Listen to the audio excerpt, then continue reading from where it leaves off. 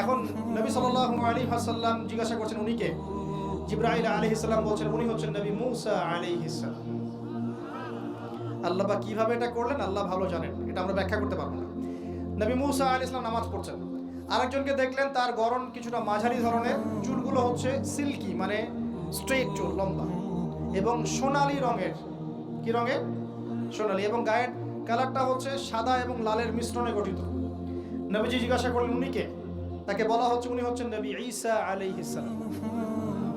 এবং নবী সাল্লাল্লাহু আলাইহি ওয়াসাল্লাম সমস্ত আম্বিয়া কেরামের সামনে চলে গেলেন এবং সমস্ত নবীদেরকে নিয়ে দুই রাকাত নামাজ পড়লেন। সুবহানাল্লাহ। নবীদের ইমাম কে? আমাদের নবী কাদের ইমাম? নবীদের ইমাম। আর সেই নবীর সুন্নাত পালন করতে আমাদের এত কষ্ট হয় না ভাই? লজ্জা লাগে, দাঁড়িয়ে রাখলে লজ্জা লাগে না? টাকটুর উপর কাপড় তুলে লজ্জা লাগে?